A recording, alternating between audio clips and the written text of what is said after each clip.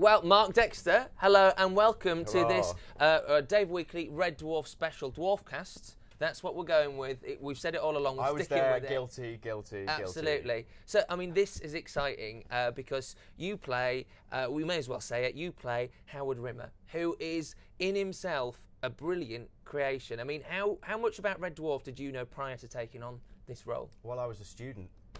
Like anybody else, you can't avoid it, I don't think. Box sets were aplenty, certainly when I was at drama school. So I knew quite a bit about it.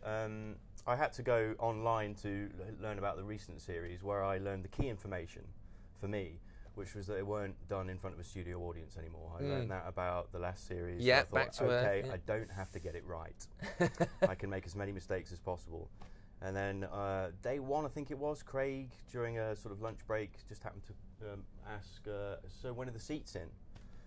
And I thought, that's really quite sweet. You know, these guys are getting on a bit now. And their main concern, on day one, is how many times am I going to get to sit down during the working day? He's asking how many seats are going to be in. Somebody said, I think they're coming in on Friday. And I thought, okay, that's a bit late. Where are they going to sit? Yeah. But then, obviously, after a while, the penny dropped that they were for someone else. Hundreds of people. That penny was in the form of audience members by the carloads who were there to see you perform what I can only imagine now was a script which you had scantly cast your eye across. Very casually. Script, what's that? 16 takes for every line, I'll be fine. I mean, how much of the kind of the realisation has sort of dawned on you since taking part in this that Red Dwarf is more than just a sitcom? Oh, it's massive. It's got, you know, I mean, I was lucky enough to do Doctor Who a couple of years ago, and I've experienced that they have a different breed of fan, proper fans as I was called.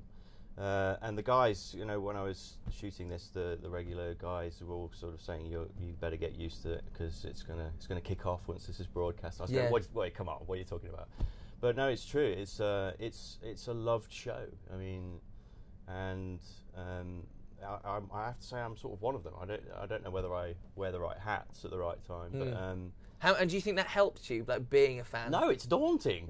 It's really daunting. I mean, even though I'm one of many people who watch Red Dwarf who've longed to deliver lines like "you utter twat" to Arnold Rimmer. It's a great idea when you're having a few drinks watching the box set, but it's an honour and a pressure at the same time, especially as this was the first episode. You're in the Space Corps. You. Captain Arnold J. Rimmer, holder of the Gold Oblong of Pluck, and proud fellow of the Space Corps Super Infinity Fleet. But you were an utter twat.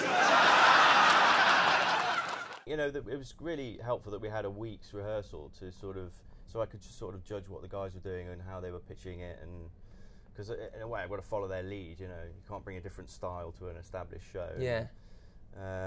But all of that was long forgotten after the first day or so because those guys are so welcoming, and we had such a good laugh from day one.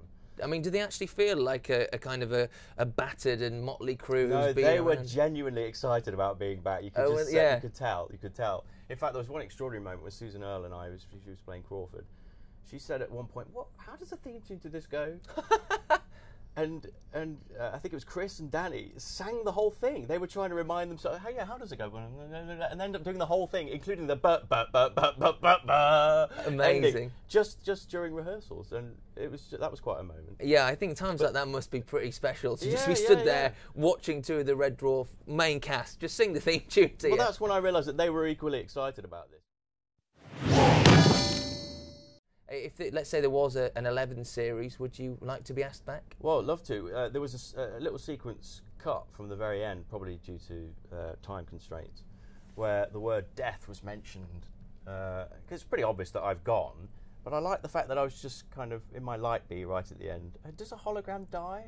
Well, I mean, this is part of Red Dwarf does a folklore. Hologram really die? That sounds like a Philip K. Dick novel or something. That's something that could be made into like an 80s movie. That's great. But no, I mean, look at anyone who's appeared in Red Dwarf. I don't think the end is necessarily the end. Well, no, I mean, I have to say it's a harrowing moment in any actor's life when they start getting employed based on their resemblance to Chris Barry. But I am willing to do it again should duty call. Arnold, for the first time in my life, I'm not pretending to be someone I'm not. It feels so much better. This is me. Take it or leave it. Howard, I too have a confession. You know when I told you I was an officer in the Space Corps? This is my ship. I've been married 3 times, and I've got 2 Lamborghini Sesto Elementos. Yes. It was a lie. I've only got 1. I feel so much better now.